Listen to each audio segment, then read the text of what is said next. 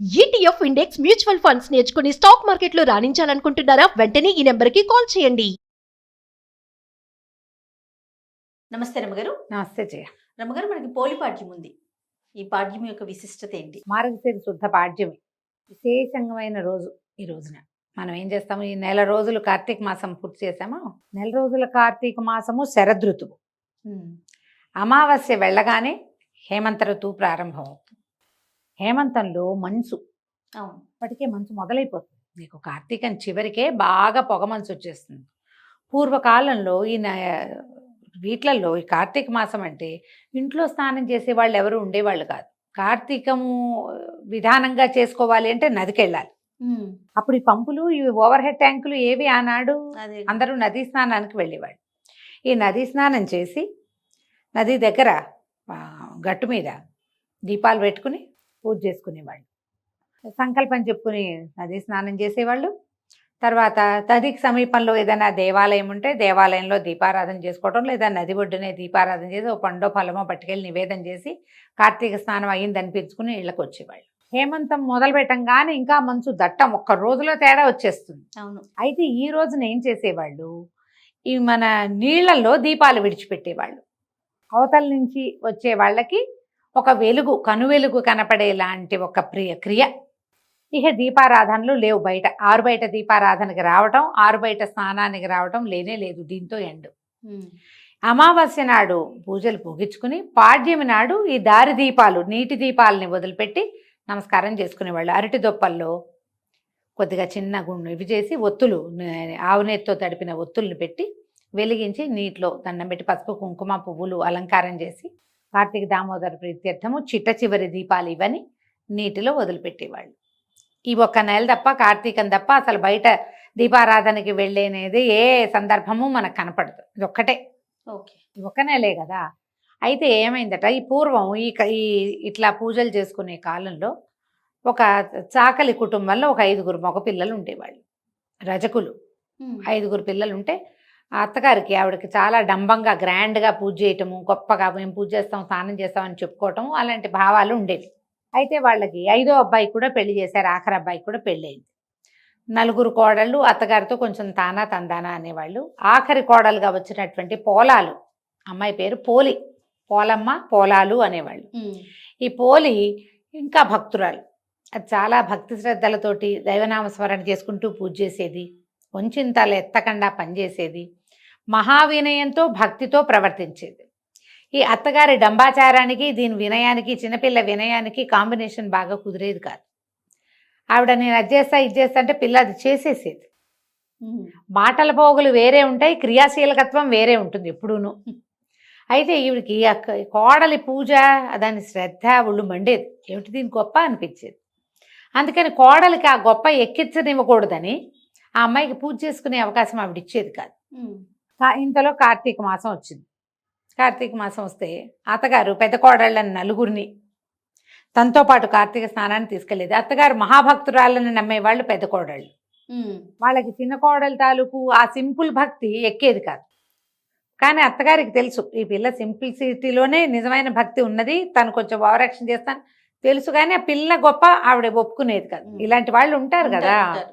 అయితే ఏం చేసేది, రోజు పెద్ద కోడలు 4గురిని తనతో పాటు స్నానానికి తీసుకుపోయేది. ఈ చిన్నపిల్లకి పాల్ది, గేదెల దగ్గర బాగు చేయి అని ఇలా 100 రకాల పనులు చెప్పేది. పిల్ల ఇంకా నదీ స్నానానికి వెళ్ళలేక ఇంట్లోనే నీళ్ళు పోసుకుని నిశ్శబ్దంగా దీపం పెట్టుకునేది. దీపానికి కూడా ఇంట్లో పెద్ద ఆశ్రయం ఉంచేది కాదు అత్తగారు.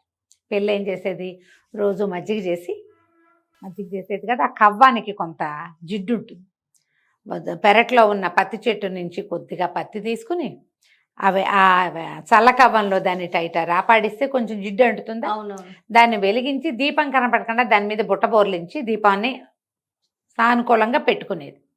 అత్తగారు వచ్చేసరికి దీపం వెళ్ళిపోయేది కూడా. దీపం పెట్టిందని పెద్దగా ఎవరికీ తెలియదు. తనకు దేవుడికి తెలిస్తే చాలు, జనాలు చూడటం ఎందుకు మన దీపాలు. ఇప్పుడు మనం ఎట్లా అయ్యాం, మనం ఏం చేస్తున్నామో ప్రపంచం అంతా చూడాలి. ప్రపంచం కోసమే, ప్రపంచం కాదు, మనం లేవు, దేవుడు అసలు లేడు. అసలు మిగిలిందంతా ప్రపంచమే. అవునండి. వాళ్ళకి చూపించాలి, వీళ్ళకి చూపించాలి, నేను ఇట్లా చేశాను, నాకు అంత బాగా వచ్చు, నాకు అదేమిటో వచ్చు.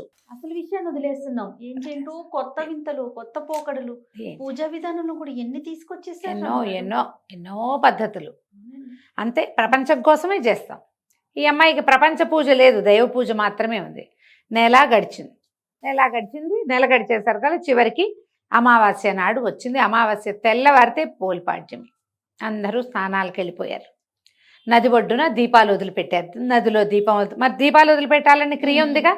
వాళ్ళంతా దీపాలు వదిలిపెట్టుకుని పటిక బెల్లాలు పంచిపెట్టుకుని అందరికీ ముత్తైదులకి బొట్లు కాటికలు పెట్టి బోల్డ్ చేసుకున్నారు. ఈ పిల్ల అయ్యో ఈ ఆఖరి రోజునైనా నీటిలో దీపం వదిలిపెట్టలేకపోతేనే ఇట్లా చేసుకున్నాను అని ఏం చేసింది, మళ్ళీ కాస్త ఒత్తి తీసి చిలికిన వెన్నని ఆ ఒత్తికి పట్టించి దీపం వెలిగించి ఏం చేసింది, దండం పెట్టుకుని నీటిలో వదలాలి. వాకిట్లో చాకటి బాణ ఉంది, వాళ్ళకి చాకింటి బాణ అంటారు. పెద్ద బాణలు ఉంటాయి రజకుల దగ్గర, ఇది వరకు ఉండేవి. ఇప్పుడు ఏం చేస్తున్నారో అని కమ్ము బిడవటం అని ఒక పద్ధతి ఉంటుంది. కమ్ము బిడవటం అంటే ఈ బాణని పొయ్యి మీద ఎక్కించి కింద మంట పెట్టి చవుడు సున్నము అవి వేసి బట్టలు, తెల్లటి బట్టలు అందులో పడేస్తే నీరు కావి రంగతపై తెల్లగా బట్టలు ఉడికి వాటి మధ్యలో ఇంచి ఉన్న మురికంతా పోయేదన్నమాట. కమ్ము పిడిచేవాళ్ళు. అదొక పద్ధతి ఉండేది. నా చిన్నప్పుడు నేను కూడా చూసేదాన్ని, నాకు బాగా తెలిసేది. బట్టలు కాగులో వేసేసేవాళ్ళు అనమాట. ఈ పెద్ద బాణ ఎక్కువ బట్టలు జాడించడానికి కూడా ఆ బాణ వీలుగా ఉండేది. బాణలో నీళ్లు ఉన్నాయి. ఈ అమ్మడు ఏం చేసింది, దీపం వెలిగించిందిగా, వెలిగించిన దీపాన్ని బాణలో వదిలిపెట్టింది. బాణలో అది ఇట్లా కదులుతో దండం పెట్టుకుంది. ఇదే నదనుకో నాయన, ఇదే నదనుకో, నేను ఇంతే చేయగలుగుతాను, కానీ పద్ధతి విధానం మాత్రం మానకుండా దండం పెట్టుకుంది. ఎప్పుడైతే ఈ పోలి నీటిలో వదిలిపెట్టి కార్తీక దామోదర ప్రీత్యర్థం ఈ దీపాన్ని వదిలిపెడుతున్నానని పెట్టుకుందో, వెంటనే వైకుంఠంలో ఉన్న విష్ణు పార్షదులకి ఆజ్ఞ వచ్చింది. భూలోకంలో ఫలానా ఒక పల్లెటూరులో రజకుల ఆ ఇంటి కోడలు ఆఖరి పిల్ల పోలి ఆ అమ్మాయిని తీసుకురండి అని. విమానం వచ్చింది. విమానం దిగుతోంది. పైనుంచి దిగుతుంటే ఈ చెరువు గట్టునున్న వాళ్ళంతా చూశారు. చూసి ఆ కోడళ్ళు అన్నారు, ఆహాహా మా అత్తగారు అద్భుతమైన భక్తురాలు, నెల రోజుల నుంచి తను దీపాలు పెట్టింది, తను స్నానం చేసింది, తను మంచి పని చేసింది, మాతో కూడా చేయించింది, మా అత్తగారి కోసమే విమానం వస్తుంది అనుకున్నారు. విమానం చెరువు గట్టున ఆగల, నది ఒడ్డున ఆగకుండా ఊళ్ళోకి వెళ్ళింది. ఊళ్ళోకి వెళ్ళి ఆ అమ్మాయిని, ఈ పోలమ్మని చేతులు పట్టి లోపలికి తీసుకున్నారు. విష్ణుమాల వీళ్ళు ఎలా ఉంటారంటే విష్ణు పార్షదులు సాక్షాత్ విష్ణు స్వరూపులుగా ఉంటారు. శంఖచక్రాలు ధరించి పద్మమాలాలంకృతులుగా ఉంటారు. మెడలో తామర పూల మాలలు ఉంటాయి. పెద్ద పెద్ద విశాలమైన నేత్రాలు, తిరునామాలు, సాక్షాత్ విష్ణు స్వరూపులుగా ఉంటారు. మీరు గమనించండి, విష్ణువాలయాల్లో గుమ్మానికి అటు ఇటు జయ విజయులు నుంచుంటారా, వాళ్ళు ఎట్లా ఉంటారు, శంఖచక్రాలు ధరించి గదా చక్ర గదా పద్మహస్తులుగా ఉంటారు. మెడలో పద్మమాలాలంకృతగా ఉంటారు. మెడలో పువ్వుల దండలు ఉంటాయి. ఆ దండ ఏదో పువ్వులు కాదు, పద్మాలే. అవునండి. ఇక్కడి నుంచి ఇక్కడికి నేత్రాలుండి పెద్ద పెద్ద పట్టివర్ధనాలు ధరించి సాక్షాత్ విష్ణు స్వరూపులుగా ఉంటారు. వాళ్ళు ఎక్కించుకున్నారు అమ్మాయిని. ఎక్కించుకునేసరికల్లా విమానం చెరువు గట్టు మీద నుంచి వెళ్ళంగానే అమ్మో పోలికి విమానం ఎక్కేసింది, దాన్ని తీసుకుపోతున్నారు, నేను మాత్రం ఎందుకు వెళ్ళకూడదని అత్తగారు ఏం చేసింది, ఆ విమానంలో కొస కూర్చుని కాళ్ళు వేళ్లాడేసుకున్న పోలమ్మ 2 కాళ్ళు పట్టుకుంది అత్తగారు. అమ్మో మా అత్తగారు విమానం ఎక్కి ఎగిరిపోతుందని పెద్ద కోడలు, చిన్న కోడలు, నడిపి కోడలు, 4వ కోడలు అందరూ కలిసి ఒకళ్ళ కాళ్ళు ఒకళ్ళు పట్టుకున్నారు. పొడుగ్గా సాగుతూ వెళ్తుంటే ఈ లోపల ఉన్న వీళ్ళు ఉన్నారుగా విష్ణు పార్షదులు, మీ అందరికీ అవకాశం లేదు, ఇది పోలమ్మకే ఉందని ఏం చేశారు, అత్తగారి చేతులు కత్తితోటి విదిలించేశారు. విదిలించగానే అత్తగారు పడింది, ఆవిడతో పాటు 4 కోడళ్ళు ఢామని కింద పడ్డారు. పోలమ్మని స్వర్గారోహణ చేయించేశారు. ఆ అమ్మాయి మాత్రం విష్ణులోకాలకి వెళ్ళిపోయింది. సశరీరంగా పోలాలకి ఇది లభించింది. ఈ పోలి స్వర్గారోహణ స్వర్గారోహణ అని చెప్పుకుంటాం, కానీ వైకుంఠానికి వెళ్ళింది అమ్మాయి. ఈ కథ చెప్పుకుని దీంతోటే మనం కార్తీక మాసం నెల రోజులు చేసింది పూర్తవుతుంది. నీటిలో దీపం వదిలిపెట్టాలి. ప్రవహించే నీటిలో వదిలిపెట్టగలిగే అదృష్టవంతులు ఎవరైనా ఉంటే హాయిగా చేయండి ఆ పని. మనలాగా సిటీల్లో ఉన్న వాళ్ళు అలాంటివి చేయలేం కదా, అందుకని ఒక టబ్బులో నీళ్ళు వదిలిపెట్టి ఆ నీటిని కదిపి ఆ దీపం నడిచేలాగా చేసినా కూడా మంచిదే. అవకాశం ఉంటే అట్లా చేసుకోవాలి. మొన్న కృష్ణానదిలో స్నానం చేసి నేను అక్కడ మాత్రం దీపం విడిచిపెట్టి వచ్చాను. అవకాశం కుదిరింది, వెళ్ళాను. ఈ సంవత్సరం 2 రోజులు వరుసగా కృష్ణ స్నానం చేశాం మేము.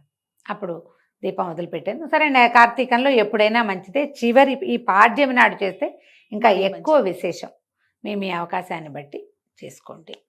పోలిపాడ్యంతో మనకి కార్తీక మాసం వ్రతం పూర్తయినట్టు అనమాట. ఈ రోజున ఏం చేస్తాము మనము, ముత్తైదువులు ఎవరికైనా తాంబూలాలు ఇచ్చుకోవచ్చు. తెల్లవారుజామునే దీపాలు విడిచేస్తాం, రాత్రి కాదు, అవును. తెల్లవారే. పాడ్యమి తెల్లవారుతోనే దీపం విడిచిపెట్టేసేయాలి, స్నానం చేయటం. దీంతో కార్తీక స్నానాలు కూడా ఎండనమాట. పొద్దున్నే తలార స్నానం చేయటం, పూజ చేసుకోవటం, శివ పూజ రోజువారీ ఏం చేసుకుంటున్నామో, గౌరీ పూజ, శివ పూజ మనం ఏం చేసుకుంటున్నామో పూజ చేసి దీపాన్ని నీటిలో విడిచిపెట్టి, ఆ దీపాన్ని కొంచెం బెల్లం నివేదన చేసి, కాస్త ఒక అగరత్తి వెలిగించి, పసుపు కుంకుమ 2 పువ్వులు పెట్టి దండం పెట్టుకుని, పోలమ్మ వెళ్ళిరా అమ్మ క్షేమంగా అని చెప్పి ఆ దీపాన్ని నీటిలో వదిలిపెట్టేసేయాలి. ఇలాగా మనం పోలిపాడ్యమి పూజని పూర్తి చేసుకుంటాం. నమస్తే. నమస్తే.